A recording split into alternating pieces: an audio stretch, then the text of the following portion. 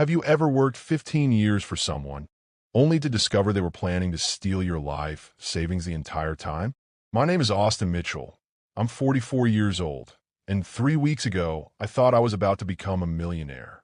I had dedicated half my adult life to building Velocity Tech here in Phoenix, missing countless family dinners and sacrificing weekends to make my boss Christopher Shipton look good.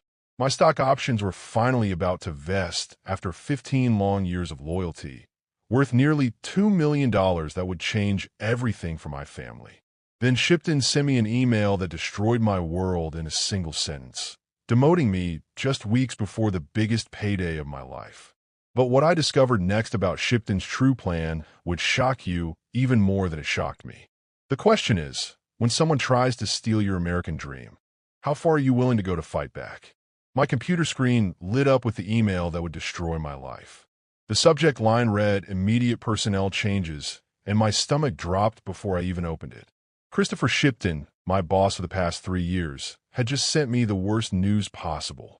Starting tomorrow, I would no longer be the director of customer success at Velocity Tech here in Phoenix. Instead, I was being moved to a lower job as senior analyst in quality assurance. 15 years I had worked at this company. 15 long years of staying late, missing family dinners, and building their customer system from nothing into something amazing. The irony burned like acid in my throat. My stock options were supposed to vest in exactly 21 days. Those options were worth almost $2 million, enough to pay off my house, send my kids to college, and finally give my family the security we had always dreamed about. Shipton knew the rules better than anyone. Only director-level employees could keep their stock options when they vested. Anyone below that level lost everything. The timing felt like a punch to the gut, but I forced myself to read the entire email twice to make sure I understood correctly. Due to organizational restructuring and budget constraints, we must consolidate several departments. The message explained in corporate speak that made me sick. Your experience will be valuable in ensuring quality standards across all customer-facing initiatives. Beautiful words that meant absolutely nothing. This was not about budget cuts or restructuring. This was about something much darker. My hands shook as I scrolled through my mental list of colleagues who had left recently. Tony Hoffman from marketing had quit suddenly last month, just 2 weeks before his 5-year stock options were supposed to vest. Jennifer Lee from product development had been transferred to a smaller role right before her 10-year milestone. Even John Murphy from sales had been pushed out under mysterious circumstances. The pattern was becoming clear, but I needed proof before I could do anything about it. Shipton was smart and careful. He never left obvious evidence of his schemes. But smart people sometimes make mistakes when they think they are completely safe. I opened my desk drawer and pulled out the small recording device I had started carrying to meetings 6 months ago. Something about Shipton's behavior had changed after the new board members joined the company. He had become secretive, holding private meetings with people from outside our division. Important decisions were being made without including the senior staff who had built this company. The recording device had captured some interesting conversations, but nothing definite yet. Shipton was too clever to say anything obviously wrong when he knew people might be listening. However, I had noticed that he was much more open during the informal gatherings after official meetings ended. My phone buzzed with a text message from Laura McKenzie in the legal department. "Can you meet me in conference room B in 10 minutes? Something important to discuss." Lauren had been acting strange lately, giving me worried looks during company meetings and asking odd questions about my stock options timeline. Now I wondered if she knew something about what was happening. Before heading to meet Lauren, I made copies of every important email and document related to my job performance over the past year. My employee reviews have been excellent. Customer satisfaction scores for my department were the highest in company history. Revenue from customer renewals had increased by 38% under my leadership. None of this supported the idea that I needed to be demoted for performance reasons. The walk to conference room B felt like a funeral march. Other employees I passed in the hallway looked at me with expressions that mixed sympathy and fear. Word traveled fast in a company this size. Everyone would know about my demotion within hours. Some would be relieved that it was not them. Others would be worried about who might be next. Lauren was already waiting when I arrived, and her face looked pale and stressed. She had a thick folder of papers in front of her and kept glancing toward the door as if she expected someone to walk in and catch us talking. "I should not be telling you this," she began, her voice barely above a whisper. "But there are things happening here that are not legal. Shipton has been working with some of the new board members to remove senior employees right before their stock options vest. They're calling it workforce optimization, but it is really just stealing from people who have earned those benefits." My heart started pounding as Lauren confirmed what I had suspected. "How many people are we talking about?" I asked, trying to keep my voice steady. "At least 12 people over the past 18 months, she replied. "All of them are close to major vesting dates. All of them were replaced by people who will work for less money and fewer benefits. Shipton gets a bonus for each person he eliminates from the senior payroll." The room felt like it was spinning as the full extent of the conspiracy became clear. This was not just about my situation. Shipton was systematically destroying the careers and financial futures of employees who had dedicated years of their lives to building this company. "Why are you telling me this?" I asked Lauren, although I was grateful for the information. She looked directly into my eyes with an expression of determination I had never seen before. "Because you're not the only one who has been documenting everything. Some of us have been collecting evidence for months, waiting for the right moment to act.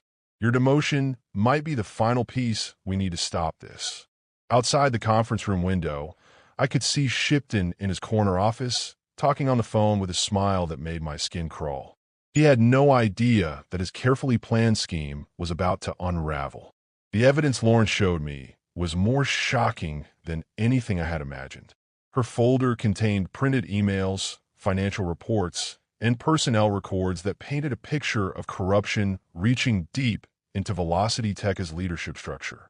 Shipton was not working alone in his scheme to steal stock options from long-term employees. "Look at this," Lauren said, pointing to a spreadsheet that showed employee termination dates compared to stock option vesting schedules. "The pattern is too perfect to be coincidence. 12 senior employees, all removed from their positions between 2 and 4 weeks before their options would have vested. The total value of stolen benefits is over $15 million. My jaw dropped as I studied the numbers. These were people I had worked with for years, colleagues who had helped build Velocity Tech into the successful company it was today. Each name on the list represented a family whose financial future had been destroyed by Shipton's greed. Jennifer Lee was supposed to receive $400,000 in stock options, Lauren continued. Tony Hoffman was looking at $600,000.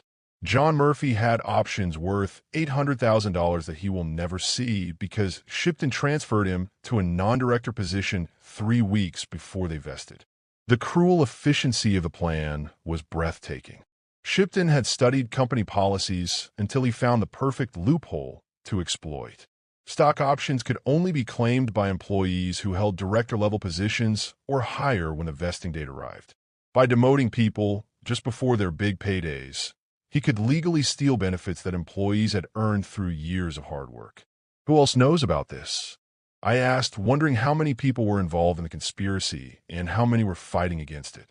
Lauren pulled out another document that made my blood run cold. "Shipton has been working with 3 of the 5 new board members who joined the company last year. They hired him specifically to reduce payroll costs through these methods. The board gets to keep more money for themselves, and Shipton gets substantial bonuses for each person he eliminates." The betrayal felt personal and financial at the same time. I had trusted the company leadership to honor their promises about stock options. Those promises had motivated me to work harder, stay later, and sacrifice time with my family. Now I learned that the entire system was designed to cheat employees out of benefits they had rightfully earned. "What about James Park and Human Resources?" I asked. "He must know what is happening with all these personnel changes." Lauren's expression grew even more serious. "James is terrified. Shipton has been pressuring him to sign off on all the demotions and transfers. James knows the actions are wrong, but he is afraid of losing his own job if he speaks up. His own stock options vest in 6 months. and he believes Shipton will target him next if he causes any trouble. The fear in the company was becoming clear to me now. Shipton had created an atmosphere where everyone was afraid to challenge his decisions because they might become his next victim. Employees were protecting themselves instead of standing up for their colleagues who were being cheated. "We need more than just documents," I said, thinking about the legal requirements for proving wrongdoing. "Do we have any recordings of Shipton admitting what he is doing?" Lauren smiled for the first time since our conversation began. "That is where things get interesting. 3 of us have been recording conversations with Shipton for the past 2 months. We have him on tape discussing the financial benefits of removing senior employees before their stock options vest. We also have recordings of him laughing about how easy it is to manipulate company policies to steal from workers. The recordings would be powerful evidence if we decided to take legal action against Shipton and the board members supporting him. However, I knew that fighting the company would be expensive and risky. Shipton had resources and connections that could make life difficult for anyone who challenged him. "There is something else you need to know," Lauren said, lowering her voice even further. "Shipton has been negotiating to sell your entire customer success department to DataCorp, our biggest competitor. He plans to complete the sale right after your demotion becomes official.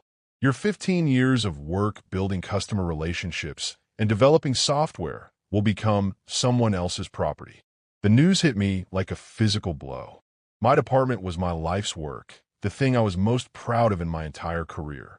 The customer retention system I had designed was revolutionary in our industry. The relationships I had built with major clients had generated millions of dollars in revenue for Velocity Tech. Now Shipton wanted to sell everything to our competitors for his personal profit. How was that legal? I asked, struggling to understand how Shipton could sell parts of the company without board approval. "He has been forging signatures on authorization documents," Lauren explained. "The board members supporting him are letting him use their names on paperwork they have never actually seen.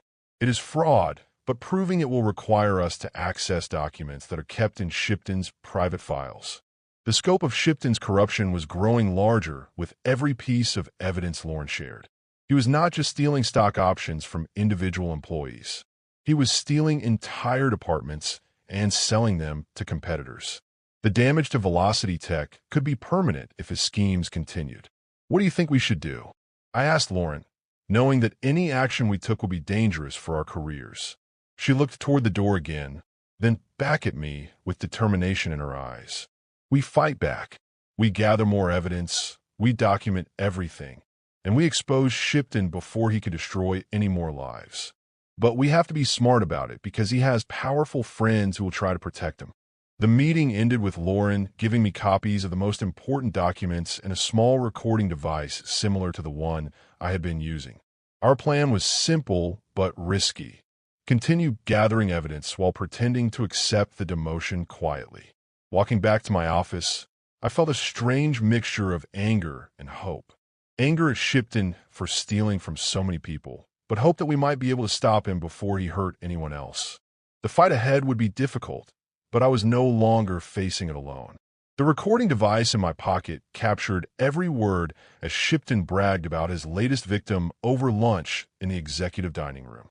I had volunteered to serve coffee during the board meeting break, knowing that Shipton always stayed behind to make private phone calls. His voice was clear and confident as he spoke to someone on the other end of the line.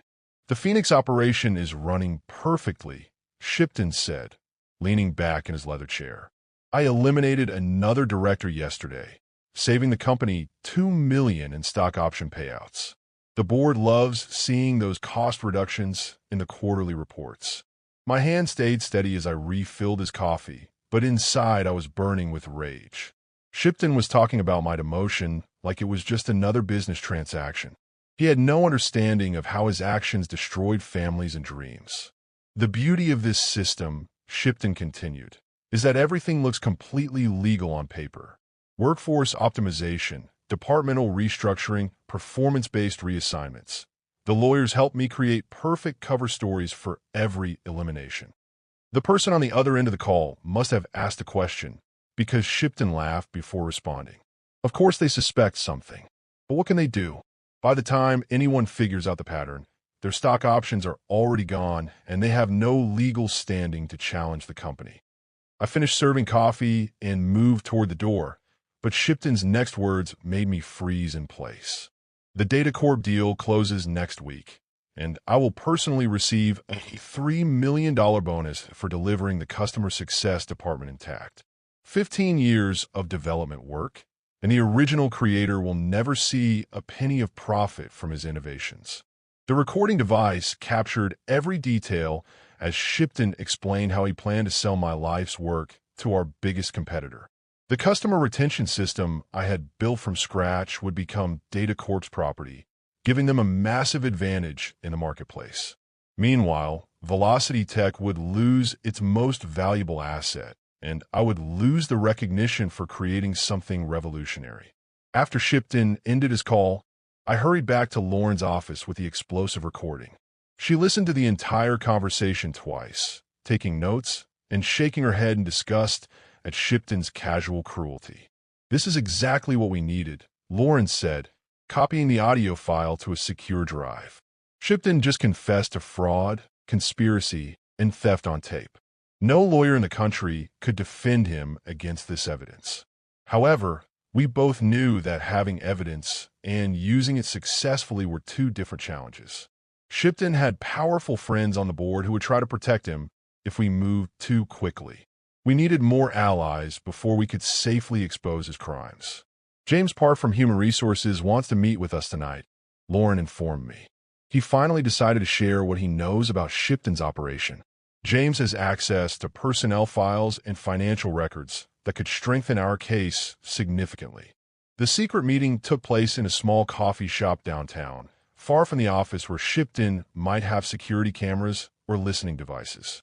James looked exhausted and nervous when he arrived, carrying a briefcase filled with copied documents. "I should have spoken up months ago," James began, his voice heavy with guilt. "But I was scared of losing my job and my stock options.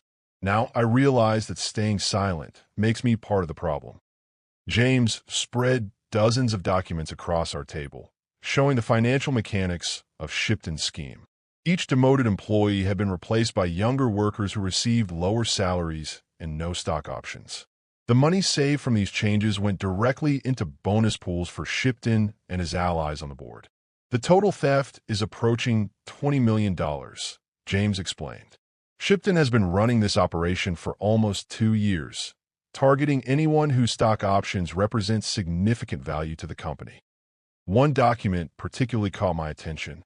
It was a list of future targets, employees whose stock options would vest in the coming months. My name was crossed out, indicating that my elimination was complete. But 12 other names remained on the list, including Lauren and James themselves. We are all targets, I realized, understanding the full scope of Shipton's plan. He intends to eliminate every senior employee with valuable stock options, replacing the entire leadership team with people who cost less money. James nodded grimly. The new board members hired Shipton specifically for this purpose. They want to reduce payroll costs before taking the company public next year. Every dollar they steal from employee stock options increases the value of their own shares. The conspiracy reached much higher than we had originally suspected. This was not just Shipton acting alone out of greed.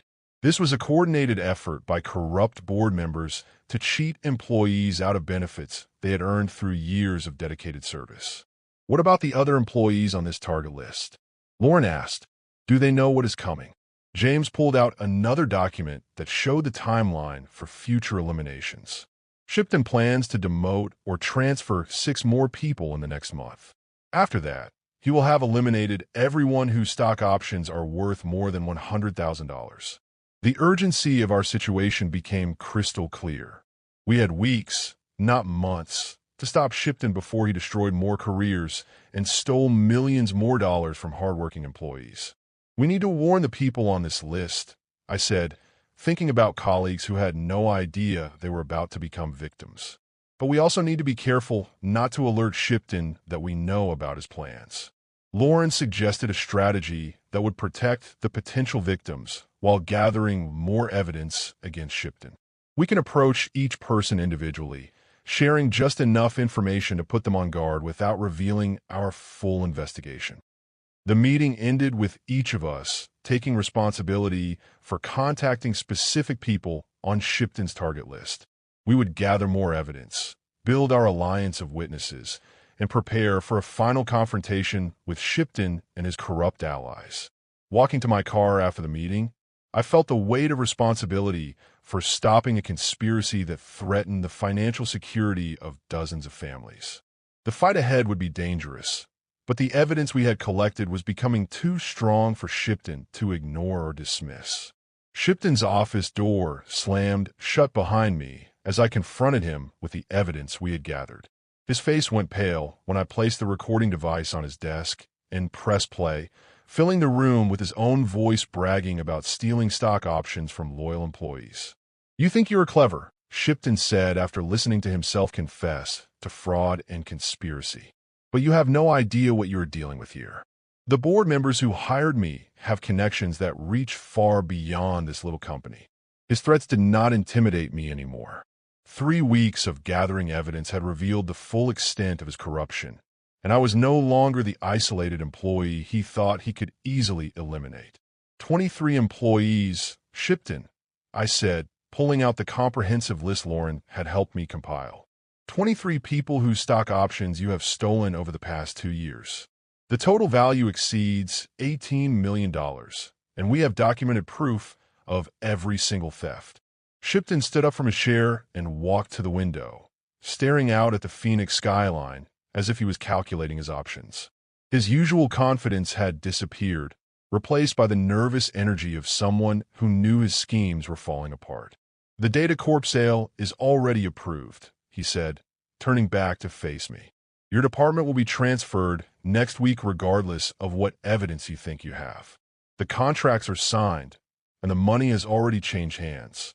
The news about Data Corp should have devastated me, but I was prepared for this revelation. Lauren had discovered the preliminary sale documents in Shipton's files, and we've been building our case around stopping the transaction before it became final. "Actually, the sale is not approved," I replied, enjoying the surprise that flashed across Shipton's face. Laura McKenzie found a real board meeting minutes. "You have been forging signatures and lying about authorization for the Data Corp deal. The legitimate board members have no idea you are selling company assets to competitors." Shipton's composed mask finally cracked, revealing the desperate criminal underneath. "You cannot prove any of this in court. My lawyers will tie you up in litigation for years while I complete every transaction I have planned." The conversation was interrupted by a knock on the office door. James Park entered carrying a thick folder of personnel files, followed by Lauren with her legal documents, and 3 other employees whose stock options had been stolen by Shipton's schemes. "We thought you might want to hear from some of your other victims," Lauren said, setting her folder on Shipton's desk next to the recording device. "Jennifer Lee, Tony Hoffman, and John Murphy have all agreed to testify about how you manipulated their demotions to steal their stock options." Shipton looked around the room at the faces of people whose financial futures he had destroyed. The fear in his eyes was obvious as he realized that his conspiracy had been completely exposed. "The Phoenix Police Department's Financial Crimes Unit is very interested in our evidence," James added, pulling out copies of the forged board documents. "Detective Maria Santos specializes in corporate fraud cases, and she believes we have enough proof to pursue criminal charges against you and your accomplices." The mention of criminal charges seemed to break something inside Shipton. He sat down heavily in his chair, no longer trying to maintain his arrogant facade. "What do you want?" he asked, his voice barely above a whisper. "Justice," I replied immediately. "Full restoration of stock options for every employee you have cheated. Cancellation of the Data Corp sale. Your immediate resignation from Velocity Tech, along with the corrupt board members who hired you to steal from workers." Shipton stared at the evidence spread across his desk, calculating whether he could find a way out of the trap we had built around him. The recordings, documents, and witness testimonies created an overwhelming case that no lawyer could successfully defend. "The board will never agree to your demands," Shipton said, grasping for any remaining leverage. They have too much money invested in this operation to give up now. Lauren pulled out one final document that made Shipton's face go completely white. 2 of the 5 board members had no idea what you were doing. When we showed them the evidence of your fraud, they immediately voted to terminate your employment and reverse all unauthorized personnel changes. The document was a formal board resolution signed by board chairman Andrew King and board member Angela Foster, both of whom had been kept in the dark about Shipton's conspiracy. The resolution demanded Shipton's immediate firing and the restoration of all stolen stock options. Your allies on the board are facing criminal charges alongside you, Jennifer Lee said, speaking for the first time since entering the room. Detective Santos is preparing arrest warrants for everyone involved in the conspiracy. Shipton looked around the room one more time, seeing the determination in every face. His empire of corruption was collapsing, and there was nothing he could do to stop it. The company security team is waiting outside to escort you from the building, James announced. Your access to all computer systems and financial accounts has been revoked. You have 10 minutes to clean out your personal belongings before you are permanently banned from Velocity Tech property. As Shipton gathered his things in silence, I felt a mixture of satisfaction and sadness. Satisfaction that justice was finally being served, but sadness that so many people had suffered while his crimes went undetected. The fight was almost over, but the real victory would come when every stolen stock option was restored and every damaged career was repaired. Shipton's final desperate move came through a text message that arrived on my phone just as security was escorting him from the building. The message contained only a web link, but when I clicked it, my blood turned to ice. Shipton had uploaded every confidential customer file for my department to a public website, threatening to destroy Velocity Tech's reputation unless his demands were met within 24 hours.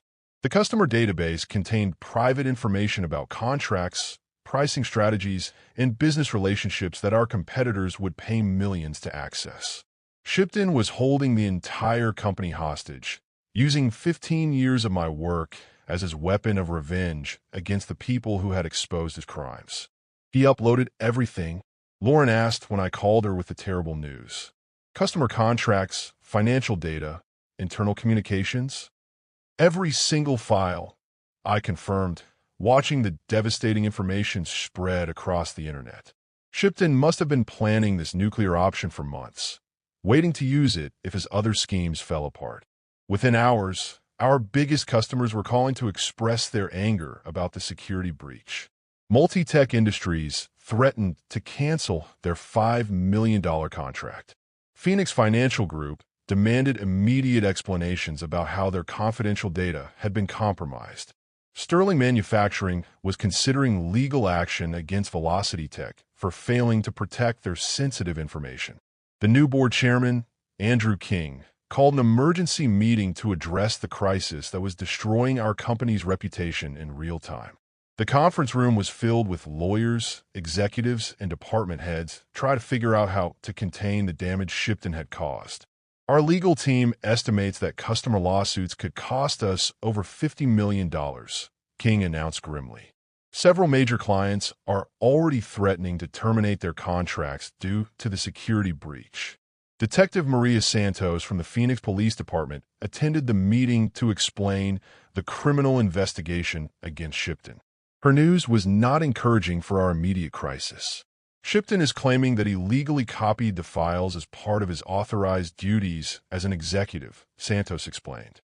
His lawyers are arguing that publishing the information was a whistleblower action to expose corruption at Velocity Tech. The twisted logic of Shipton's defense strategy was brilliant and infuriating. He was portraying himself as a hero who exposed corporate wrongdoing, while simultaneously destroying the company and the careers of innocent employees. What about the evidence we gathered against him? James Park asked. The recordings, the forged documents, the testimony from his victims? Santos spread several legal documents across the conference table. Shipton's lawyers filed motions claiming that all recordings were obtained illegally without his consent. They are also arguing that the board documents were legitimate authorizations that have been misinterpreted by employees seeking revenge. The complexity of the legal battle was becoming overwhelming. Shipton had prepared for exposure by creating legal defenses that could delay justice for years while destroying Velocity Tech in the process. "There has to be something we can do," I said, thinking about the 23 employees whose stock options were still frozen while lawyers argued about technicalities. Shipton cannot be allowed to escape consequences while punishing everyone else for his crimes. Lauren pulled out her laptop and began searching through corporate insurance policies and legal precedents. Actually, there might be a solution that Shipton did not anticipate.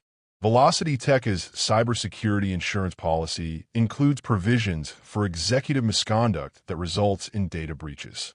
The insurance policy language was complex, but Lauren's legal training helped her identify a crucial clause that could save the company. Executive employees who intentionally release confidential data could be held personally responsible for all damages, including customer lawsuits and business losses. If we can prove that Shipton released the data intentionally to harm the company, his personal assets become liable for the entire cost of the crisis, Lauren explained. His house, his investments, his retirement accounts, everything could be seized to pay for the damage he caused. King immediately authorized Lauren to work with outside legal experts to pursue the insurance claim against Shipton. If successful, the policy would not only cover Velocity Tech's losses, but also create severe financial consequences for Shipton personally. Meanwhile, I focused on damage control with our customers, personally calling each affected client to explain the situation and promise that their data would be protected in the future. Many customers were angry, but several appreciated my direct communication and willingness to take responsibility for the crisis. "This was not your fault," said Margaret Williams from Multi-Tech Industries during our conversation. "We have worked with you for 8 years, and we know you would never compromise our confidential information. Shipton is the criminal here, not you or your team." Similar responses from other customers gave me hope that some business relationships could be saved despite Shipton's sabotage. Trust built over years of honest service was stronger than one act of revenge by a corrupt executive. The day ended with mixed news. The legal team had filed charges against Shipton for intentional data theft and cyber terrorism. The insurance company had agreed to investigate our claim for coverage of all damages related to the security breach. However, Shipton remained free on bail, and his lawyers were preparing to fight every charge in court. "Tomorrow we find out whether justice really exists in the corporate world," Lauren said as we left the office late that evening. "Shipton has money and connections, but we have truth and determination on our side." The battle was far from over, but for the first time since receiving that devastating demotion email, I believe we might actually win. 6 months later, I stood in the same conference room where Shipton had once bragged about stealing stock options, but everything had changed. The wall now displayed a framed newspaper article with the headline, "Velocity Tech Executive Sentenced to Prison for Corporate Fraud," and my name was listed as Director of Customer Success once again. Shipton's downfall had been swift and complete once the insurance investigation uncovered evidence that even his expensive lawyers could not challenge. The cybersecurity experts hired by the insurance company discovered that Shipton had been planning his data release for over a year, creating backup files and establishing offshore accounts to hide money he had stolen. The final settlement amount was $68 million. Lauren announced to the room full of employees whose stock options had been restored. Shipton's personal assets, including his mansion, his investment portfolio, and his retirement accounts, were seized to pay for the damage he caused to our customers and our company. Jennifer Lee, who had lost $400,000 in stock options, wiped tears from her eyes as she received her restored benefits. Tony Hoffman hugged his wife as they realized their children's college funds were secure again. John Murphy stood quietly in the corner, overwhelmed by the return of benefits he thought were gone forever. The criminal trial had lasted 4 months, but the evidence against Shipton was overwhelming. The recordings we had gathered captured him confessing to fraud. The forged documents proved his conspiracy with corrupt board members. The testimony from 23 victims showed the systematic nature of his crimes. Shipton received a sentence of 12 years in federal prison. Detective Santos informed us during her final visit to Velocity Tech. His 3 accomplices on the board of directors received sentences ranging from 5 to 8 years. None of them will be eligible for parole for at least half of their sentences. The DataCorp sale had been reversed completely, with our competitor forced to return all purchased assets and pay additional penalties for participating in the fraudulent transaction. My customer retention system remained the property of Velocity Tech, and we had used the scandal's aftermath to improve our products and strengthen client relationships. Customer satisfaction scores are now the highest in company history, James Park reported during his presentation.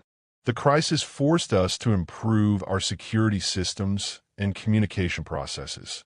Many clients say they trust us more now than they did before the scandal. The financial recovery had exceeded everyone's expectations.